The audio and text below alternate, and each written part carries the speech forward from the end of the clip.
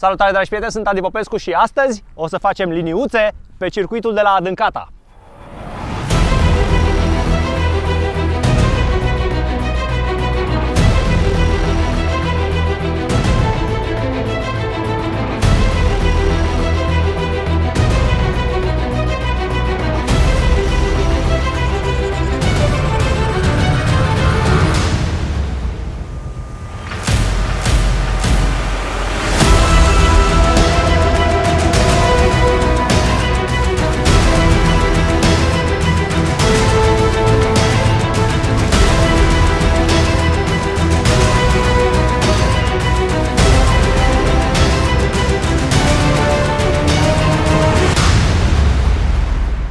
Stai! E vremea să vorbim de Ride din nou. L-ai învins deja pe Demon Lord? Te-ai luptat cu Ice Golem? Ai parcurs întregul Doom Tower? Dar de luptat cu milioane de alți jucători în arenă. Te-ai luptat? Explorează toate combinațiile de campioni și experimentează toate tacticile. Colectează toate artefactele, construiește-ți echipa și învinge toți boșii și alți jucători din Ride. Dacă nu te joci deja Ride, folosește linkul din descriere și instalează-ți jocul acum. Nu știi ce e Ride? E un joc multiplayer online în care ai ocazia să-ți faci cea mai tare echipă de campioni și să te lupți împotriva altor jucători din întreaga lume. Campionul de tipul ăsta, Saito, un pic stângaș de fel, dar pe care dacă îl upgradezi devine unul dintre cei mai tari din joc. Eu mă joc mai mereu Ride când am un pic de timp. Jocul tocmai a împlinit 2 ani și a avut parte de evenimente și turnee epice. Și cei care au făcut jocul nu se opresc aici. Luna asta adaugă o nouă serie de campioni legendari, care arată excelent. Tot în lucru este și noul Doom Tower. Asta înseamnă recompense noi, upgrade-uri noi pentru campioni și chiar 2 boși noi, Celestial Griffin și Eternal Dragon, cu care abia aștept să mă lupt. Dacă nu ai deja jocul, acum este momentul perfect să îl downloadezi gratuit. Dacă îți faci cont folosind linkul din descriere, vei primi gratuit campionul Juton, 100.000 de arginți, 50 de pietre și 3 Ancient Shards, ca să poți să îți iei repede și alți campioni de cum intri în joc. Toată comoara asta te așteaptă aici. După ce intrați în joc, dacă sunteți buni, căutați-mă, să ne facem un clan împreună. Clanul Adi Popescu, fără frică de mascați. Click pe linkul din descriere sau folosiți acest QR cod și ne vedem în joc. Îl avem alături de noi pe Luci Popa, ca de obicei. Nu scapi de mine, nu scapi. Hai să nu avem foarte multă vorbărie și să trecem la treabă, să spunem doar ce motoare și ce greutate au aceste mașini. Începem cu M6, care are un motor de 5 litri, 10 pistoane, 507 cai. Ce poți să ne spui pe scurt despre această mașină? Când BMW a făcut această mașină, s-a inspirat din Formula 1, pentru că pe vremea aia motoarele de Formula 1 aveau motoare V10, doar că când au apărut aceste mașini s-a trecut la V8. Cutia de viteze, știu că ție îți place, e robotizată, manuală robotizată SMG. Și are un dezavantaj, schimbă foarte greu treptele de viteză. De aceea alte mașini vor fi avantajate. Asta e cea mai grea mașină de aici. Dar are avantajul că îți oferă o foarte bună emoție, adică în momentul când ți-o dă pe a doua, te simți bine. Avem încă un BMW, hai să vedem, i8 de data asta. Această mașină accelerează la fel ca și M6-le, dar puterea este livrată altfel, pentru că are un motor electric de 100 de cai pe față și un motor termic de doar 1,5 ca Loganul de 260 de cai. Deci ai 260 și cu 100 360 de cai și mașina accelerează la 100 la oră în doar 4,4 secunde. Iar M6-le accelerează la cât, Luci? 4.8, că e decapotabilă și mai grea. Dacă era varianta coupe, era mai ușoară și accelera mai repede. i8-ul este tracțiune integrală. Țineți minte, acest lucru are avantaj pe plecare plus avantajul motorului electric care are cuplu instant. Posibil să fie bună la start. Plus are avantajul că poți să-i dai foarte multe launch control-uri fără să fie afectat ambreiajul. Pe când la M6, dacă folosești launch control-ul, o să se prăjească ambreiajul foarte repede. Eu când mi-am cumpărat primul M5, în prima seară i-am prăjit ambreiajul pentru că i-am dat foarte multe launch control-uri, vreo 6. Avem aici un M4. Acest M4 este Competition. Are un motor de doar 3 litri, însă cu 2 turbine. Spune-ne puțin despre motorul ăsta, Luci. Ok, S55 este versiunea M de la N55 și S55 are 2 turbine, are alte pompe de ulei, are interne ceva mai forțate ca să reziste la atâta putere. Apropo, toate M-urile au seria de șasiu care încep cu WBS și non-M-urile încep cu WBA. Deci așa vă dați seama dacă e M adevărat sau dacă are doar sigle. Asta e adevărat. Bun, în câte secunde accelerează la 100 la oră? Pe hârtie? Pe hârtie cam 4-3, cam așa. Cam 4-3-4-4, tot așa, stock. De ce totuși testăm mașinile, deși producătorul oferă un 0-100? Pentru că sunt și alți factori. Este factorul uman, este factorul legat de cauciucuri, deci sunt mai multe chestii care contează la accelerație. Exact. Și noi asta vrem să vedem. Tu ai, să zicem, aceeași accelerație, 4,5. Timpul de reacție. Ai aceeași accelerație, 4,5 secunde la fiecare. Da? Dar una, i8-ul pleacă repede, M6 se dezvoltă puterea în ture, M4 are boostul acela de turbo, deci livrează puterea complet diferit. Și aici avem un American Muscle. Un American Muscle de 6,2 litri, V8, 455 de cai putere. Deci practic e cel mai slab. Bine, i8-ul are 360 de cai, dar el este foarte ușor, are o tonă, 5, pentru că are toată caroseria de carbon, corect? Da. Bun, deci ăsta accelerează cam în 4,5 secunde. Deci toate sunt cam la fel. Dar nu mi-ai spus în cât timp accelerează M4. Cam 4,3 stock, dar asta am înțeles că nu e stock. Deci asta ar trebui să câștige all the way. Știi care e chestia la M4? Pentru că are foarte mult cuplu și s-ar putea să piardă aderența la plecare. Ah, da. Adică nu poate să pună toată puterea. Exact. Pentru că nu are 4x4 cum are i8-ul. Deci toate mașinile de aici au tracțiune în spate, în afară de i8-ul care este 4x4 sau mă rog, all-wheel drive. Corvetul are o cutie automată cu convertizor de cuplu și asta o dezavantajează puțin. Că nu prea poți să pleci cu ea cu launch control și toată puterea se duce pe spate. În primul an de fabricație s-a pus cutia în 6 trepte, după aceea s-a pus în 8 trepte și ele pleacă un pic mai bine. Dar aici ai cuplu de jos, ai 6,2 litri. Ăsta este avantajul. Exact. Și ai cuplu instant. Apropo, vrei să auzi ceva interesant? Zi. De ce motoarele americane V8 se aud și ele europene? Datorită ordinii de detonare a pistoanelor. Și încă ceva. A arborelui cotit. Hai să spun, ordinea de detonare la cele americane, la cele europene e așa, da? Pam, pam, pam, pam pe banc. Pe când la americane e pam, pam, pam, pam, pam, pam, pam, pam. Vem pe acá. Gata, hai să trecem la treabă. Prea multă vorbă. Să dăm drumul. Începem cu M6 versus Corvette. Da, o luăm în ordinea puterii. M6 versus Corvette. Round 1. Vorba lungă, sărăcia omului, să dăm drumul la treabă. Luci, vei pierde.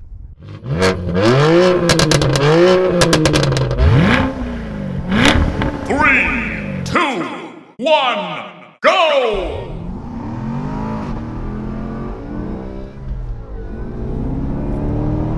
L-am făcut pe fraier!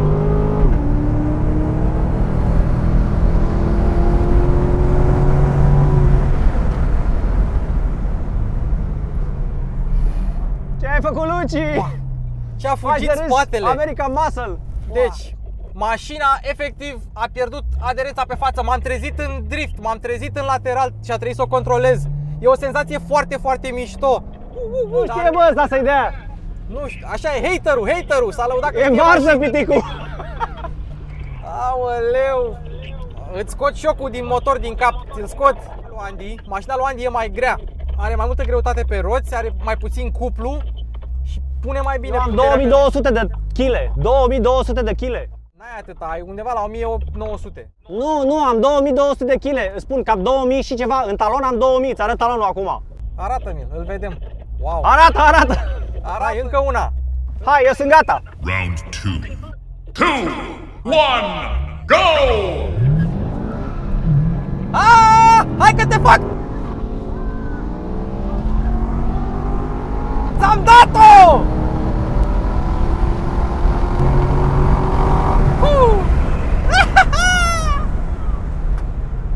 Am patinat prea mult. Am vrut să fac show. Așa am făcut prima dată, ți-am zis.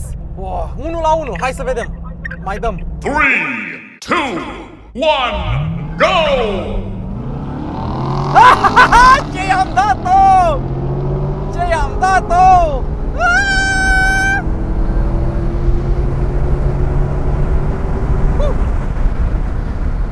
184 la ieșire după 400 de metri.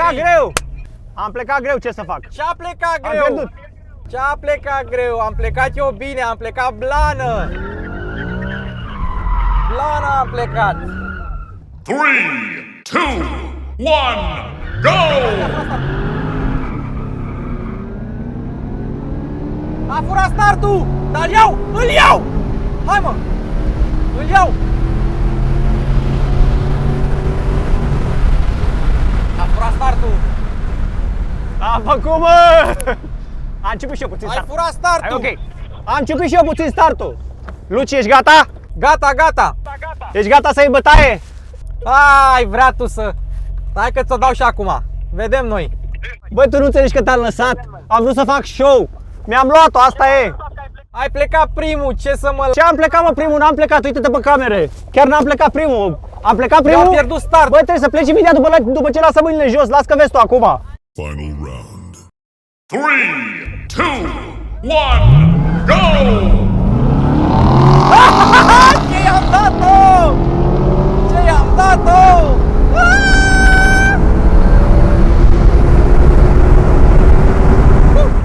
Scor final 3-2 pentru Corvette. Nu, da, nu, e 4-1, că ai furat startul, ești descalificat.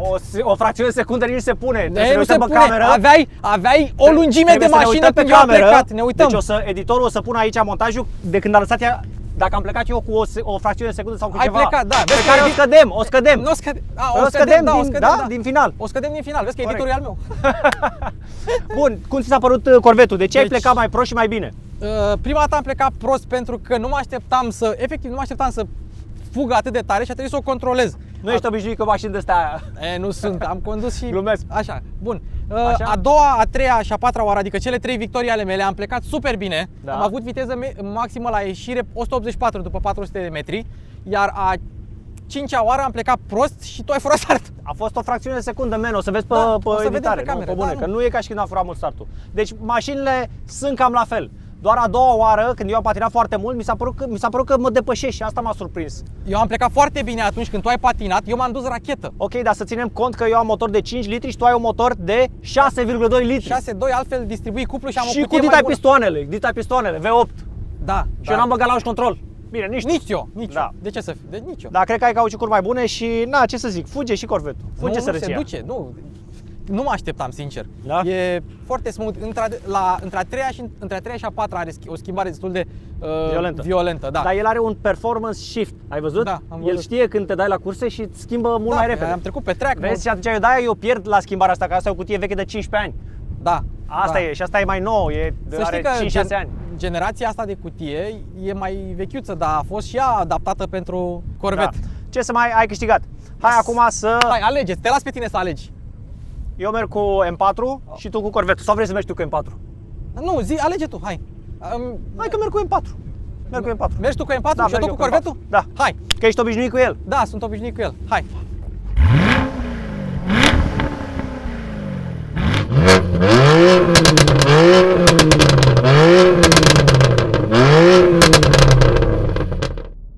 Round 1. 3, 2, 1, go!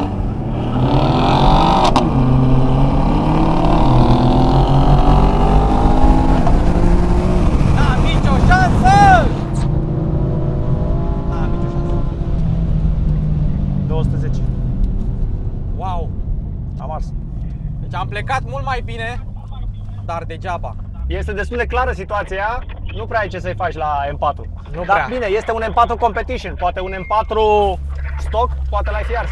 Nu știu. Prea s-a dus. Prea s-a dus. Câți cai are în plus? Deci are și tobe care îi dau vreo 20-30 de cai în plus și mai are și pachetul de competition și ăla are 20-30 de cai în plus. Știi care e Și chestia? toate astea Că se adaugă. putem măcar să ne distrăm dacă tot pierdem și mai încălzim un pic cauciucurile.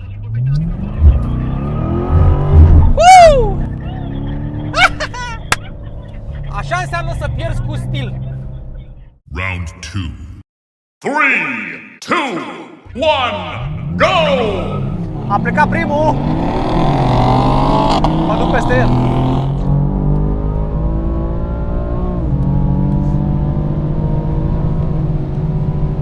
Firar Am să și lăsat-o fie. ușor, nici măcar n-am mai accelerat. Ce, nu? Ce...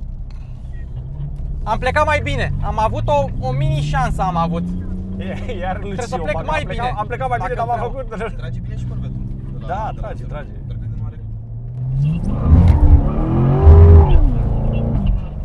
Hai Luci, cursa a treia. Final round. 3, 2, 1, go! Adi! Papa! Mamă! Ah. Am greșit-o eu. Hai mă că l-am bătut odată! Yes! Da, ca să nu turbina, da. Bine, am greșit-o eu, dar nu Hai contează. Corvette! Hai Corvette! Hai Corvette! Mai contează și șoferul. Da, mă, am plecat prost, ce să mai... Nu știu, adică n-am mai intrat la launch-ul, da. Suntem aici din mașina din care s-a filmat, din Tesla, cea mai rapidă mașină din toate, se știe. Bun, ce s-a întâmplat? Mai bătut de mai uscat. Da. Aia s-a întâmplat. Din cauza că este un M4 Competition, nu e un M4 normal. Și cu M4 normal, cu evacuare, tot mă făceai. Da, asta are și evacuare și are și soft de M4 Competition. Dar poate un M4 normal, poate ai fi avut o șansă cu Corvette-ul. Nicio șansă. Crezi? Cu Da, un M4 da, normal? da, nu. De ce? Cutia, launch control, Michelin Pilot Sport 4S, n-am nicio șansă. Are și cauciucuri bune. Da, A da. putut să pună puterea jos. Da, eu am plecat mai bine ca tine de fiecare dată. Păi tu ai cauciucuri de la ieftine, Nankang. Păi, sale tale! Dar eu de ce plec eu mai bine cu cauciucuri proaste decât tu cu M4? Pentru că are mult cuplu, mult boost și e greu de plecat. Da. Și Asta mașina e. trebuie să reducă puterea ca să nu patineze roțile. Exact. De ce te-am bătut ultima oară? Ultima oară m-ai bătut pentru că am patinat foarte mult și n-a intrat launch controlul. N-a intrat launch controlul. Vezi? Electronica. Dacă da. la semafor, dacă veneam și făceam și nu-ți mergea launch controlul... E motorul mic, are 3 litri, e ajutat de turbine. Gândește-te că Corvette-ul are 6 litri, dar nu are turbine. Exact. Deci E doar motor aspirat. e putere brută. E putere brută. Exact. Sunt Asta doar pistoane care... Lu asta dacă ai scos turbinele, cum e la Corvette, sau dacă la Corvette Care- îi pui niște turbine, păi se duce în 1000 de cai. Păi se duce așa în 1000 de cai. În Exact. primul copac se duce. Eu zic că nu mai are rost să facem, am făcut doar 3 curse, te-am lăsat să câștigi și tu una. M-ai lăsat. Deci eu zic să nu mai are rost să forjăm mașinile degeaba, să facem 5 curse, că situația e clară. M4 este mult mai rapid decât Corvette. M4 e mult mai rapid, da. Și acum eu zic să facem Corvette versus i8, i8. care are launch control, s-ar putea să te fac. Pentru că are 4x4, e singura mașină cu 4x4 de aici. Da, cred că pleacă mai bine, dar cred că după aia... Hai să vedem, că sunt curios. Hai. Hai! Bun.